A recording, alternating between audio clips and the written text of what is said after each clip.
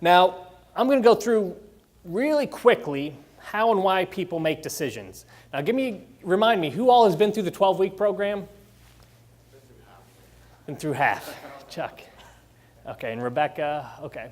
So I'm going to ask you guys to get involved here, right?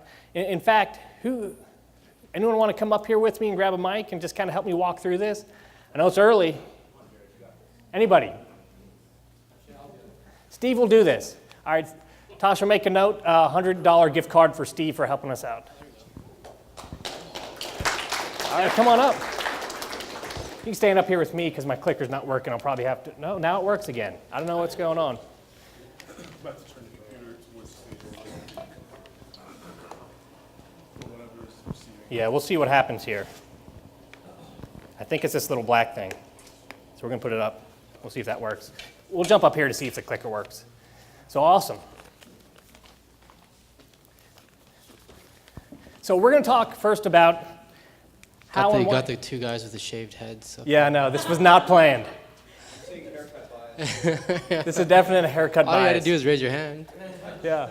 So how and why people buy. So this is the basis of our whole sales training program. You got to understand how people make decisions. When I say buy or sell, it's just making a decision. That's it.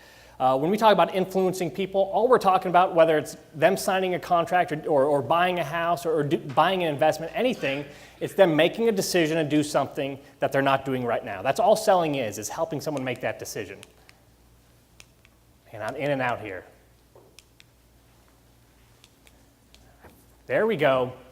So all of this is based on, like I said, my years of kind of self-study and going through different sales training programs, behavioral economics, neuroscience.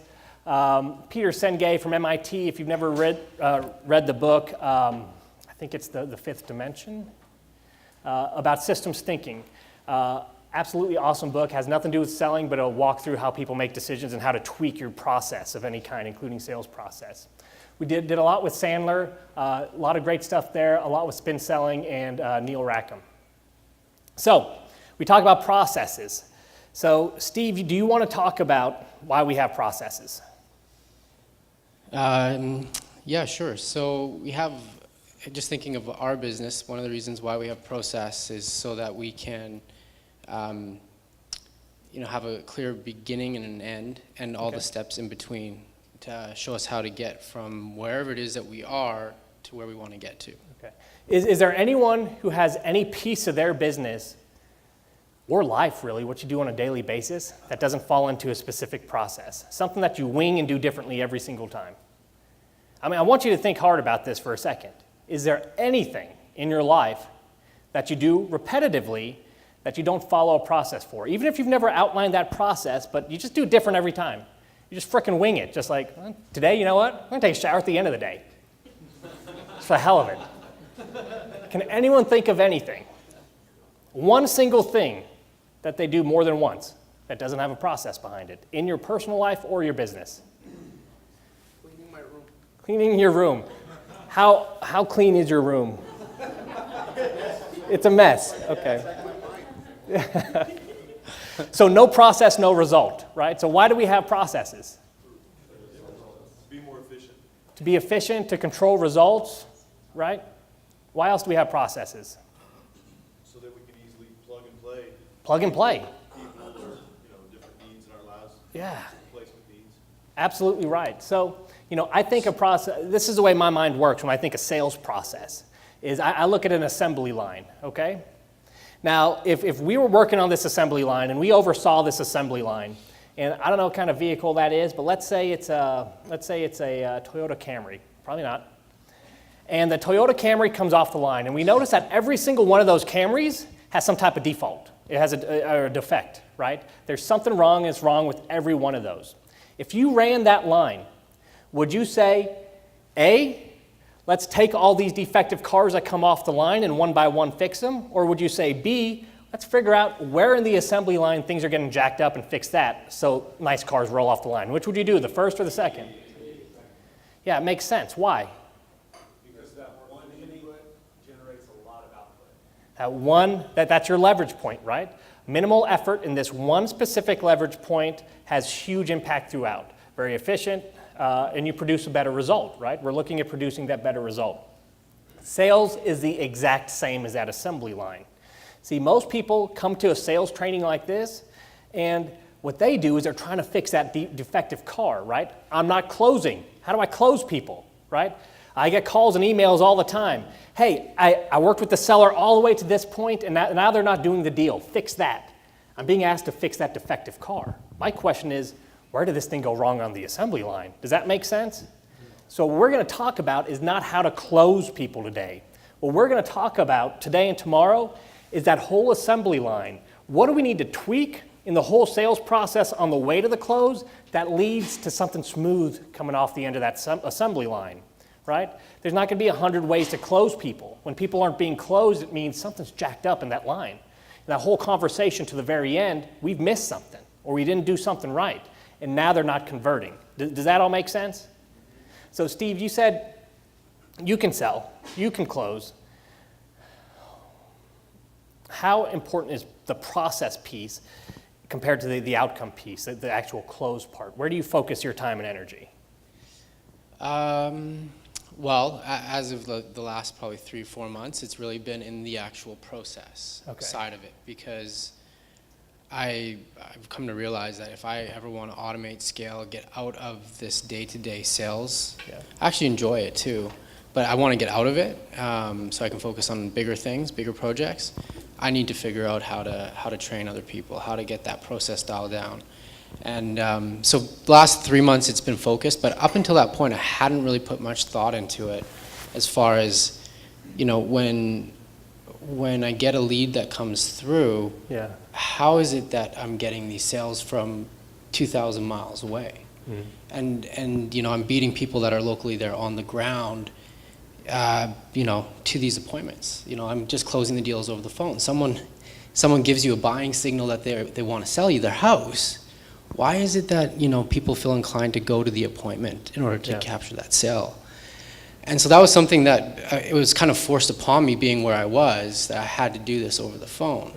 And so when I have people locally there on the ground, they're of that mindset that I have to go to this appointment. And what's happening is that they're great at, they can do it, they close some deals, but they end up getting into these bidding wars. They end up getting into going on these appointments where people aren't actually that motivated. And so it's really just trying to figure out, okay, well, where in my process, what I'm doing, how can I give that to them as well, so that they're more effective at sales in general, and they're doing better for themselves as well. Let me ask you this.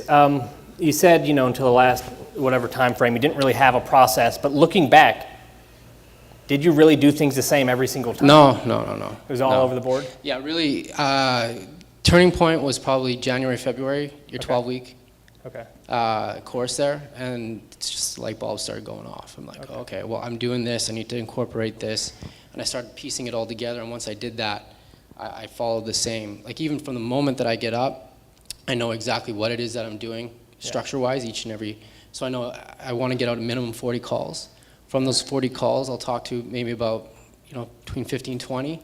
Every 15, 20, I'm getting one opportunity. It takes 2 opportunities to close a deal. Perfect. And so I have these numbers down, and now I know that, okay, well, I just need to get in front of 40, 50 people each day.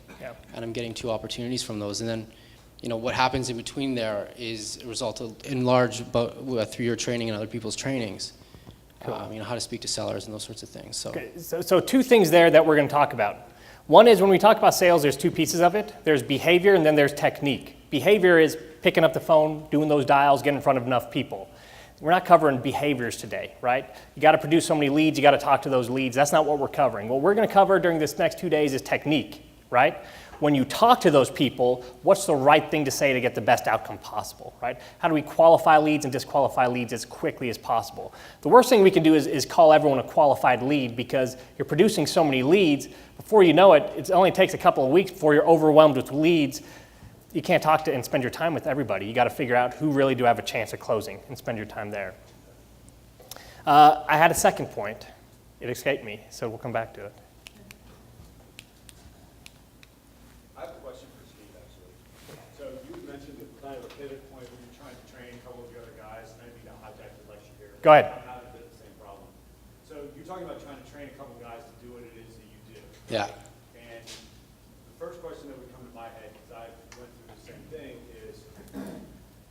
spent a lot of time on the phone like you. I went from virtual to now doing stuff a lot more hands-on. Yeah. And when I was winging it, for lack of a better word, right, I didn't have a system, and I read a bunch of, I haven't been through your course, but I've read a lot of the books that you had up here, so we'll call it bird with a feather. Establishing rapport on the phone, like when I look back at it, that's what I do best, right? Because people tend to purchase emotionally and then justify intellectually. Have you been able to teach, or how have you been able to kind of communicate that to your guys, where it's rapport will get you further than a lot of other techniques if they know you over the phone, and they know your name and that sort of thing? Have you been able to communicate that at all to the guys that you're training? Yeah, and so yes, I've tried. Now it could be a couple different things. It could be just the person. Maybe they're the wrong person in the wrong seat.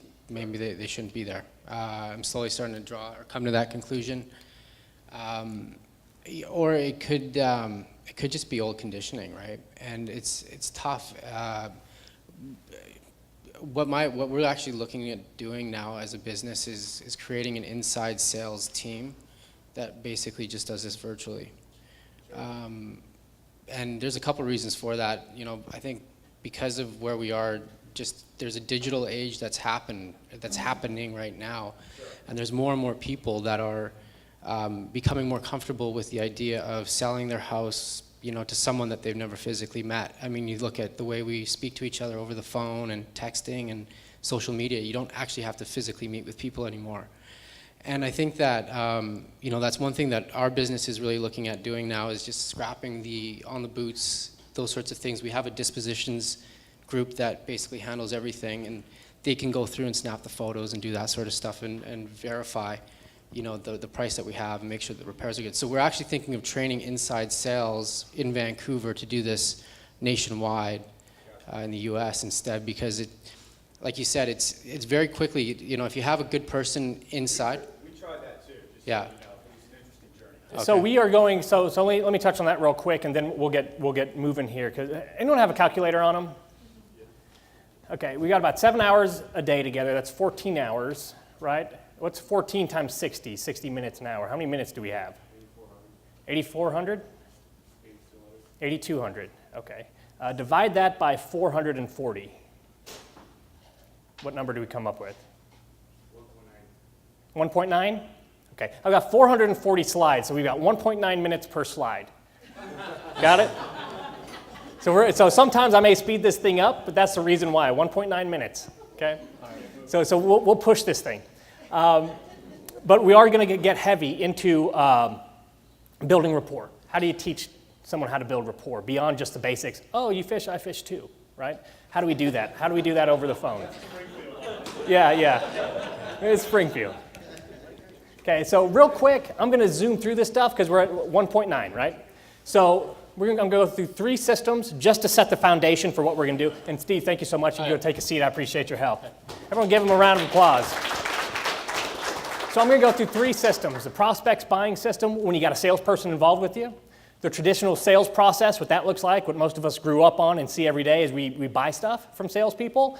And the prospects natural buying system, how do we actually buy when there's no salesperson involved? And what we're going to see is there's a big difference between how we buy when a salesperson's involved and how we buy naturally. And that's what we're going to hone in on is why is it different and how do we counteract that? So prospects buying system when a salesperson's involved. I like to go through the scenario of walking onto a car lot, okay?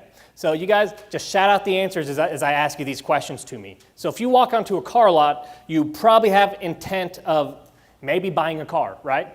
Yeah. Maybe not on that lot, but you're at least looking. You're entertaining the idea. You're not just walking onto that lot and looking at cars for zero reason, right? Correct. That's safe to say? Okay. You walk onto a car lot. You start approaching the vehicles. You see the sales guy start walking towards you. Corner of your eye. You're hoping he's not coming towards you, but he is. He says, hey, what can I do for you? What do you say? Just looking around. That's a bold-faced lie. Why do you say that? Don't want to be bothered. It's built in. It's an automatic response at this point, right? So when a salesperson's involved, usually the first step is you mislead them. You mislead them by either expressing more or less enthusiasm. Right? That time you express less enthusiasm. I'm just looking, I'm probably not even buying today. Okay? When would you mislead with more enthusiasm? Anyone have any ideas? Let me ask you a question. Have you guys ever got a phone call with someone who says, hey man, I'm looking to sell. I don't care what the price is. I just need to sell within like 24 hours. Let's get this done. I'm so glad you picked up your phone. What's your best offer? You give them the offer, they're gone. Has that ever happened to anybody? Never, right? That's misleading with more enthusiasm. Most of us do that and we don't even realize we're doing it. Here's why it works. We get information, we get leverage, we get whatever we want. If I was walking onto that car lot and I said, hey, I got 3 car lots I got to go to. I got to find out the price on each one of these vehicles. I don't have time to waste half a day with the sales guy. I'm going to go in and I'm going to say, hey, I'm a cash buyer. I'm buying a vehicle today. I'm interested in this vehicle. I don't want to monkey around. Just give me your best price. What's that sales guy going to do? He's going straight to the manager. Got this guy on the hook. He's buying today. Let's not mess with him. I think he's serious. Give me the best price right now. I'm going to get that price in like minutes instead of going through the credit app, sitting down in the office, meeting the sales management, the whole chain of command up the hierarchy. I'm going to get that price. I'm going to get my information, and I'm out to the next dealership, right? I can do that by walking in or over the phone. I'm misleading with more enthusiasm because salespeople throw their whole process out the window and give me whatever they want. Do you guys do this? Now that you're thinking about it, remember I'm going to ask you to turn this inwards. Have you ever misled with enthusiasm buying anything? Just because you knew you could get some leverage. You might not even know you were doing it, right? But you know you've got more leverage. So you're usually misleading with more or less enthusiasm. Less when you don't want to be messed with. We've been conditioned, right? To when a salesperson approaches, you kind of want to brush them away. You don't want to get sucked in their process, answer their questions, go through all that junk. Who wants to deal with the sales guy? Or we mislead with more enthusiasm if we want to use that as leverage to get whatever we want quickly. Is it possible that when you buy houses, people are doing this to you? More or less? Both? Yeah. Next, they do their research. If I'm on that car lot, I'm looking at cars. I'm opening up doors. I'm popping the hood. I'm seeing if it has a sunroof. I've never opened a sunroof in any vehicle I've ever owned. Got to have a sunroof, though. I don't know why that is, right? So we're researching cars. We're researching whatever. People are researching your offer, your structure, the structure of your offer. How about when you guys buy? Do you go figure out a few options? What can I get? What colors? You do a little bit of research. You don't just say, I need a car. I see a car, so I'll buy that one. You don't just get the first one, do you? So this is a natural part of the process. Next is still on the car lot. You find a car. You love it. And you love it. I fall in love with the car probably once a week, right? Last week it was whatever that 4-door Porsche is. I'm not a Porsche guy. I don't even like Porsches, but I got in one. It's like, freaking, I got to have this thing, right? Panamera, yes, yeah. So we got a dealership in town, and I went, and I looked at one, and I fell in love with it. Did the same thing with the boat last week, too. It's horrible. You were buying the boat this week. But I find that car, and I fall in love with it. And the sales guy is coming back out again. I know I'm getting this car. Or boat, or what have you. Think about your own world, right? Who are car guys, boat guys, anything? Right? So we got at least 3 or 4 of us. There's more than that. You got something. There's something. It might not be a car or a boat, but who's got that thing that is like your weakness? You see something, you're always buying it. You're blowing your money on stuff you don't need to be blowing it on. Bikes, whatever it is. You fall in love with it. Sales guy comes up. What do you think? What are you going to say? I'll take it. Well, what do you? Kind of like this. It's interesting. I'll think about it. So now you were just lying again. All right, right. Some of us impulsive. I want it now. Others of us, take it or leave it. You're in love with it. Take it or leave it. Why are you misleading again? To get a better deal. There's all kinds of reasons. Why? Lack of trust, right? So there's all kinds of reasons. And we're going to go through these reasons in just a sec, but there's all kinds of reasons why we're going to back down. And then the last one is they go dark. They're either going to buy something, or we're going to buy something, or we go dark. When I walk off that car lot, and I see that car lot calling my phone, and I know I haven't made a decision, or I've made a decision and it's not to buy that car, do I even pick up the phone? Why would I? To get hassled? Even if I like the guy, I really don't want to pick up the phone because I don't want to say, hey, thanks for spending 3 hours with me. No, right? You don't want to crush them, right? Sometimes prospects mislead because they don't want to hurt your feelings. I mean, we're all probably generally pretty nice people and probably really good at building that rapport. And is it possible, let me ask you this, that with some people you talk to, it's a no, maybe because you haven't uncovered the real objection or concern they had, maybe because it really is a no, but is it possible that they don't tell you that because they like you? Absolutely. 100%. Is it possible they don't tell you that for a different reason? Like maybe they're afraid you're going to handle their objection, right? No one wants to be put through that. So your prospects are afraid and embarrassed. They're afraid you'll waste their time, afraid you won't take no for an answer, afraid you won't understand their problems, that they'll be tricked, they won't get the best deal possible, they might not make the right decision, they may not even be the only decision maker. What happens sometimes when we tell salespeople there's someone else involved? Put on the brakes. Oh, you can't have any of the information you want until I talk to Susie, right? So they don't tell us that sometimes. Is that possible? Because they lose leverage. Afraid they'll make a mistake. Isn't this the same reasons why when that car salesperson came up to us and asked what they can do for us, or asked what we thought about the vehicle we fell in love with, why we didn't give them a straight answer? That about cover it? Can this be applied to buying houses? Yes. Okay. This is why your prospects keep information from you. Do we all agree, or does anyone, we could go back and forth about it. There could be some any other reason than what's on the screen why you think your prospects aren't opening up and giving you all the information. Don't trust the salesperson. Don't trust, right? Probably don't trust them because of one of those things. Probably. But yes, you're absolutely right. Let me ask you this question before we move to the next slide. If you guys could read minds, literally read minds, see within your prospect's mind what they want, what they're trying to accomplish, what they're afraid of. If you knew everything that was going on in their head, would you buy a lot more freaking houses? Yeah. Probably get anything you wanted, right? If it was possible, you could find the way to do it, right? Because you know their motivations, you know what's actually driving them, you know the words to use and how to use them, you know all the junk that's going to keep them from taking action. I'm afraid of this, I don't want this to happen, I'm a little scared, I don't know how to make the decision. If you knew all that stuff, you'd probably sell almost freaking anything you wanted, right? Or buy anything you wanted.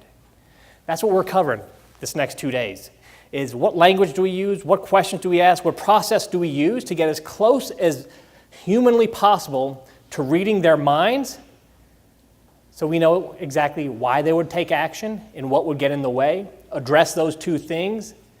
And if we can do that effectively, do you think we can be more effective buying houses? Because that's exactly what we're covering, those two things over the next 2 days. Why would they take action, and what's going to get in the way? Those two things and those two things only. Everything will fall back into one of those two things, okay?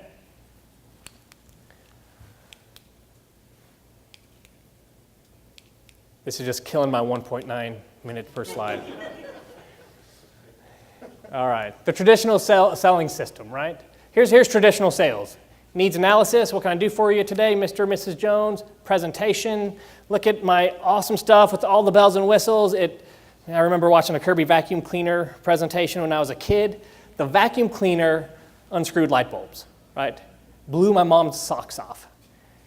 My dad almost divorced my mother when she bought that vacuum cleaner. It was like 1985 and a $1,500 vacuum cleaner. But all the bells and whistles, right? So look at my presentation. We are this awesome. We're a company. We were built in 1905. We've got 10,000 employees. We do $20 billion a year in business. You want to be a part of it. We try to close them, right? Traditional sales. And then, no, I don't want to. I thank you. You're a nice person, but I don't want to do business with you. I'm not ready to make the decision. What's in the way? We overcome objections. And if we don't close them down, we're chasing them for a while, right? So that's traditional sales. Needs analysis, presentation, close, overcome objections, and chase. Is that pretty accurate, or is that what we usually do and what usually happens to us for the most part? That's traditional sales. Well, here's how this all fits together. When we look at traditional selling versus the prospects buying system where they're misleading, what we end up seeing is they go hand in hand. You said it, we've conditioned our prospects, right? We've taught them to basically act the way they do, okay? This is going to kill me today. There we go. So the traditional process, sales process at least, is completely dysfunctional, okay? We're actually doing the stuff to force our prospects to act in the dysfunctional way that we absolutely hate.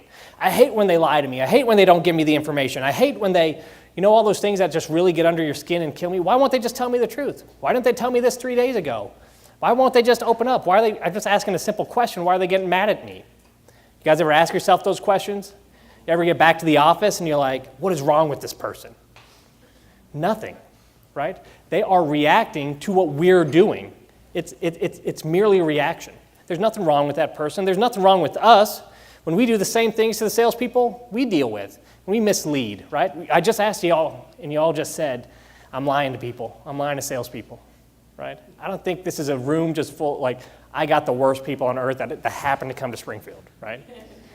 You were conditioned, because when you do open up, things happen that you don't like, right? It doesn't feel good. This is what the traditional sales process has done. So what we're going to lay out is a different sales process, right? Real quick, I'm going to fly through these. Then it looks like we got some snacks, so we'll take a quick break. Here's how we really buy when there's no salesperson involved. There's none of that weird stuff with the misleading and the hiding and all that kind of stuff. We identify a problem or opportunity, right? Hey, there's something, I'm looking to change it, right? That kicks everything off. Has anyone ever purchased anything because there wasn't a problem or opportunity? Let's think for just a second.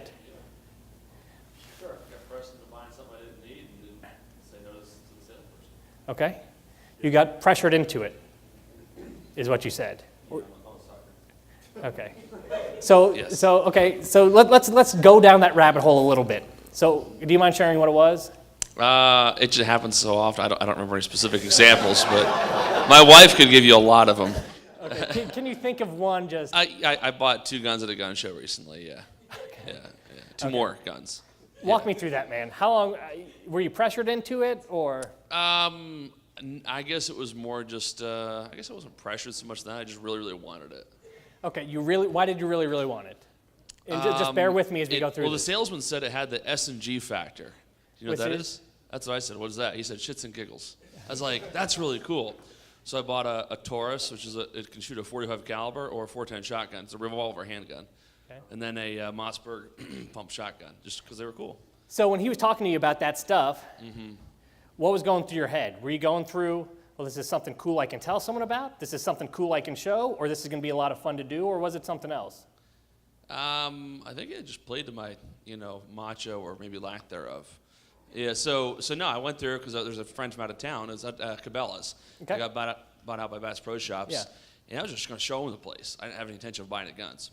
And but my wife, I guess she knows me. She said, don't spend more than $1,000 if you go there. I was like, I'm not going to spend anything, but thanks, maybe I will now. And so we were walking to the gun counter, and the guy said, "Do you want anything?" I said, "No, I'm just looking." He just said, "What kind of guns do you like?" I said, ones that make lots of noise. And he said, "Oh, okay, I think I know what you're looking for." And so he shows me the Taurus. I was like, "It's pretty cool." So I said yes to that. And he said, "What else do you like?" I said, "I think I got something for you." And he pulled out the Mossberg. Yeah. Okay. So let me ask again. What problem or opportunity did those guns fill? Now, it might be the macho thing. I bought it and I feel better about myself. I feel cool. It's nice to spend the money. I guarantee there's something. So when you think on a deeper level besides I just got sold, there was something that purchase took care of. Even if it was for this 5 minutes while I'm buying these guns, it's entertaining, I'm having fun going through this. Can you think on a deeper level, why in the heck did you say yes? Because I guarantee you didn't just say yes because the guy said buy this.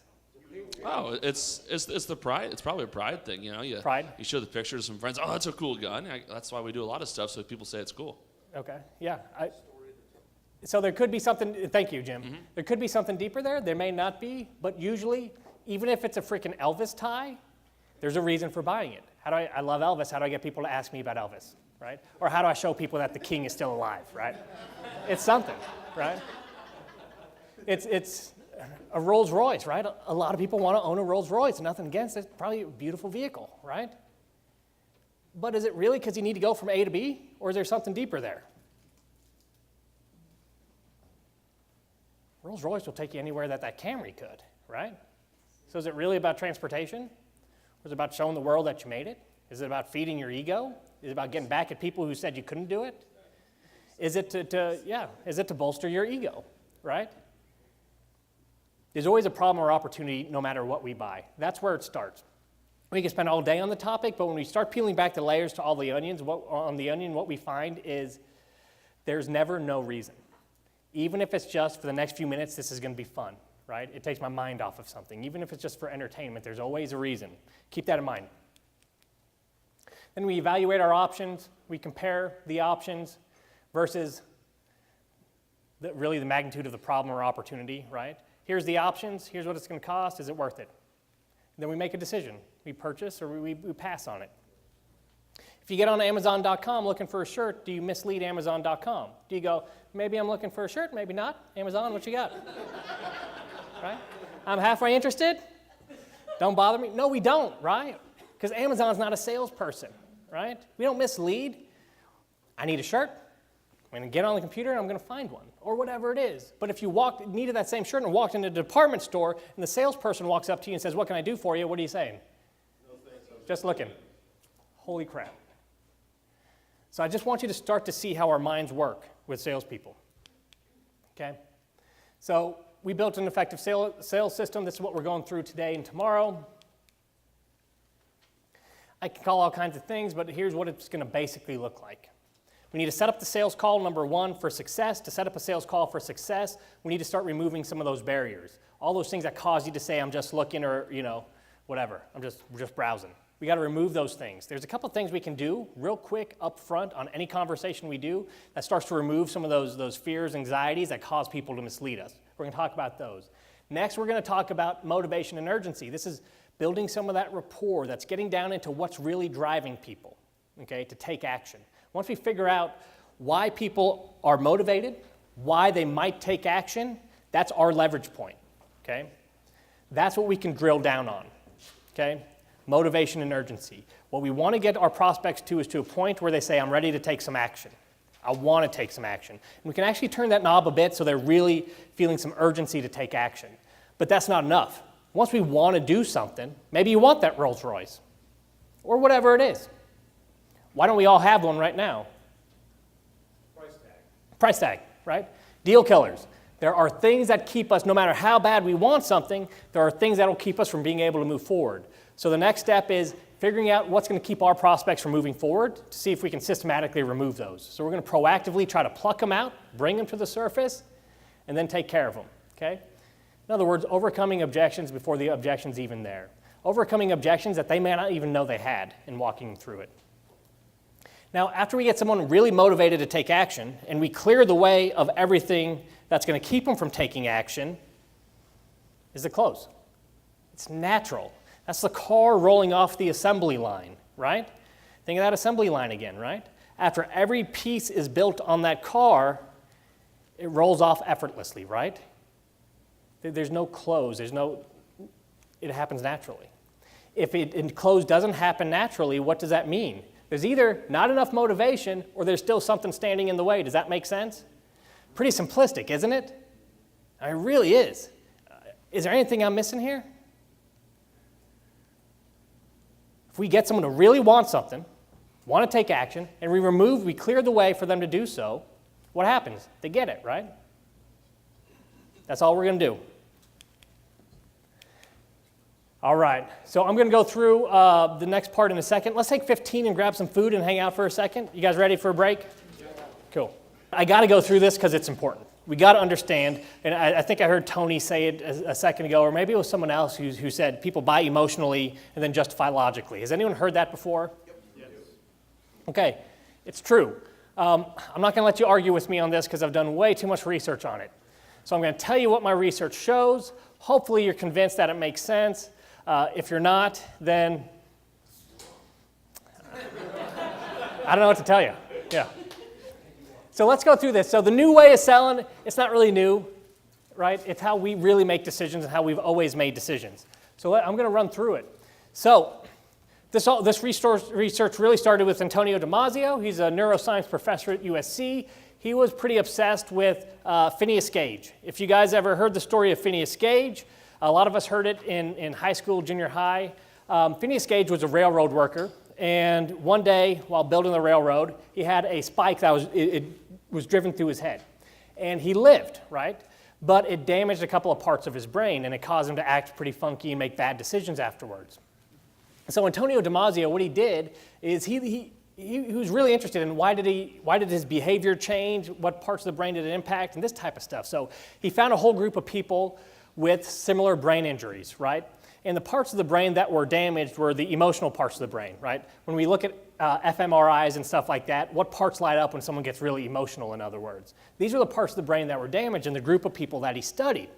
Now, these people were not, they had above average IQs, they were smart people, they just had this literal brain damage, right? They were incapable of feeling emotion. They did not possess that biology. So he started to study these people. And what he found is everyone who had basically had trouble with emotion, had emotional issues, didn't feel emotions, they also couldn't make decisions. And this is where we first started to see the link between emotion and decision making, right? So that's kicked off this whole thing. And when I say, I'm going to use the term all throughout this training called emotional brain. We don't have an emotional brain. There's not like one piece of the brain where this is where emotions live, right? It doesn't exist. But a lot of pieces of our brain interact to create what we call emotion. And when we look at neuroscience and how a decision is actually made, these are the pieces of the brain that we can trace and we can see light up when different things happen. Our awareness, anticipated value, things like, the amygdala is like disgust. When we feel disgust, that's what lights up in the brain, things like that. So I'm going to say emotional brain, but it's just basically the biology of the brain. Come on. Okay, so the next question we usually get if we're thinking about this is, okay, if I bite on that, if I believe for just a second, if you roll with me and say, okay, decisions are made emotionally, why is the next question. Why in the world would we do that? Because haven't we all really been raised to believe you don't make decisions emotionally because it's bad, right? Am I the only one who heard that? Or no, chill out, calm down before you make a decision, sleep on it, that type of thing. So why would we be hardwired? Why would our biology, think about the human body and the brain. We are tuned to do some pretty amazing things. So why would we be hardwired wrong? Why would we be biologically wired to make emotional decisions? Fair question. So we look at lots of studies. One of the studies that was kind of a turning point in all this was the Iowa Gambling Task Study. Let me tell you about that study real quick. It was a gambling study. 4 decks of cards were laid out in front of the participants of the study. 2 decks were good. You pull from these 2 decks, over time you're winning money. 2 decks were bad. You pull from these 2 decks, long run you're losing money, right? They both had winners and losers, but basically 2 good and 2 bad. And they just told people, hey, here's $100. Try to make as much money as you want. Pull the good cards. Now, the results of this doesn't make a lot of sense, does it? You guys see what's going on there? I'm just messing with you. Those are the actual results, but I'll explain them. What does all that really mean? Okay, after 80 cards is when people started to realize what the good decks and the bad decks were. Okay, their logical brain, they're able to identify, all right, if I pull from these 2, I'm losing my butt. If I pull from these 2, I'm doing okay. Okay, 80 cards. But they also wired them up really to measure anxiety, right? Heart rate and that type of stuff.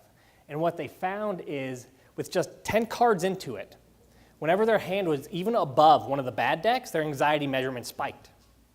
Their emotional brain, in other words, knew in 10 cards what it took them 80 cards to really figure out, right? Their gut instinct, okay? What happens is, what we found is the actual biology of the brain, where emotion lives, is literally about 1 million times stronger than our logical brain. It's able to really sort through 3 to 4 million bits of information at a time. Our frontal lobe, our logical brain, guess how many pieces of information it can sort through and compare at any time? 3 to 4.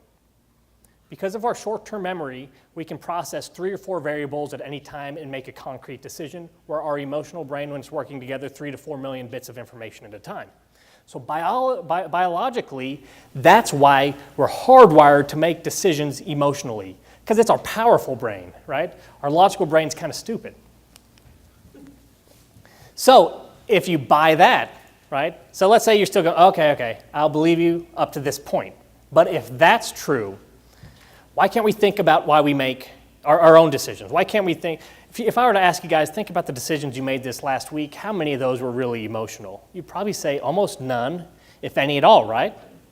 Is that fair to say? Or would you say, hey, 99% of my decisions were emotional?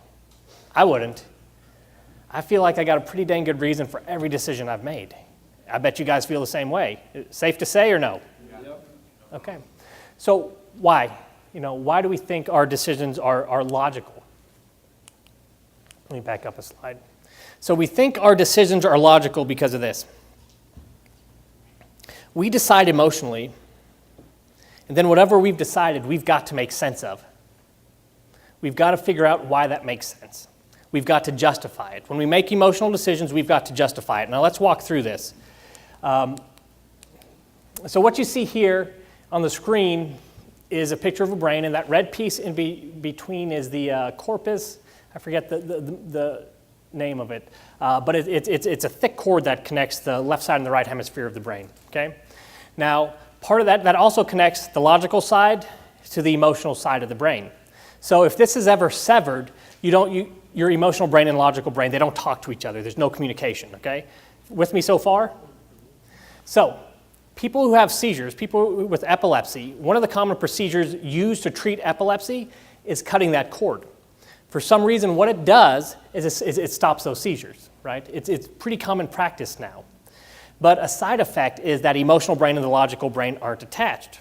Well, there's been a lot of these procedures, and obviously the patients have undergone a lot of studies to see what kind of long-term effects there are of this type of procedure.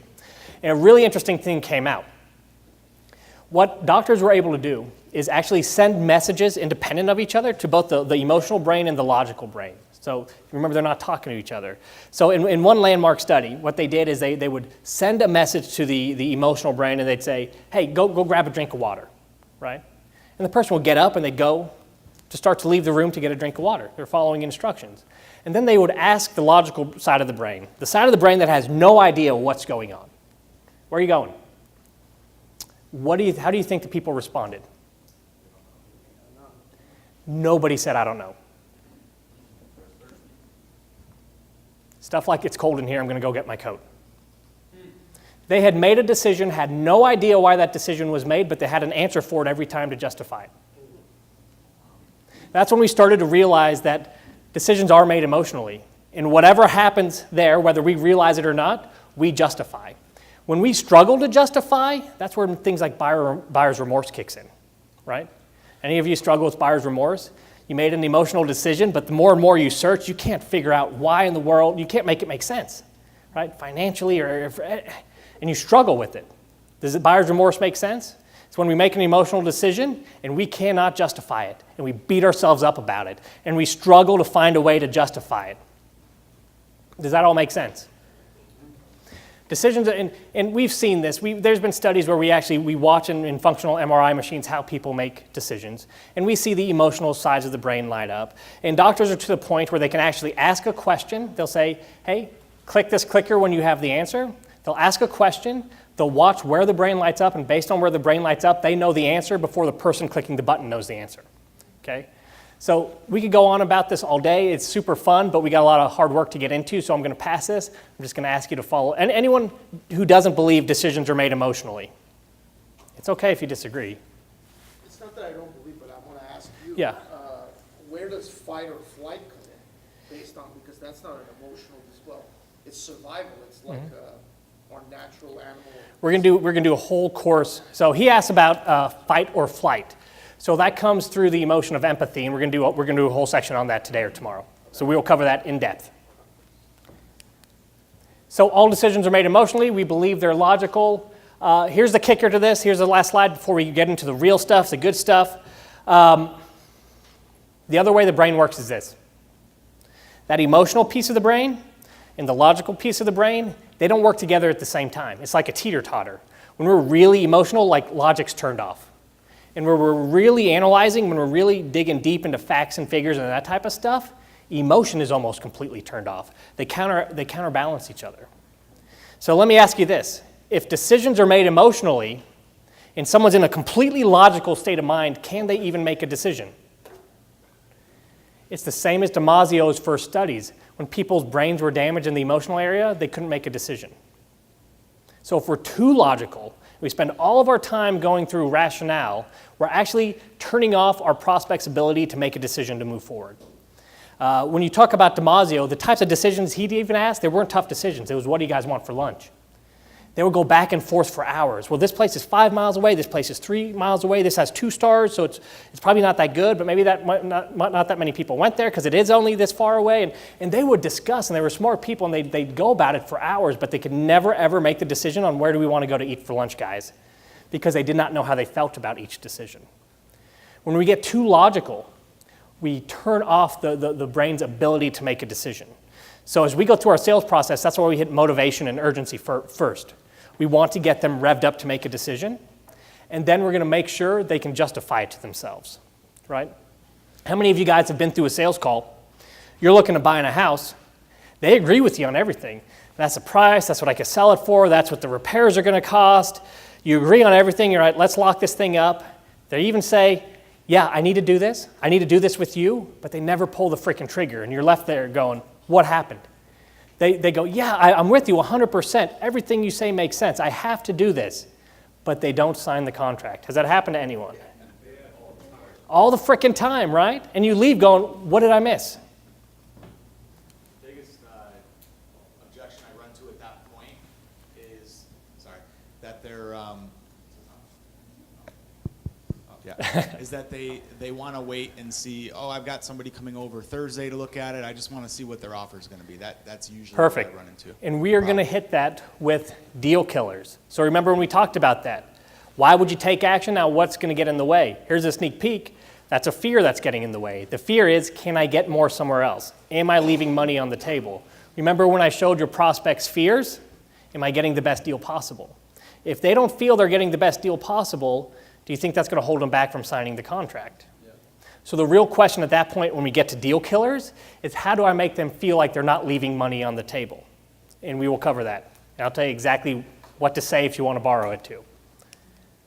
All right, let's get into this. We already did a little bit of this with Jim. Let's look at an unemotional decision, peel back the layers to see what we find. We did it with Jim, so let's blow through this so we could get to the next piece of content. But does anyone have questions about emotion and the role it plays in decision making?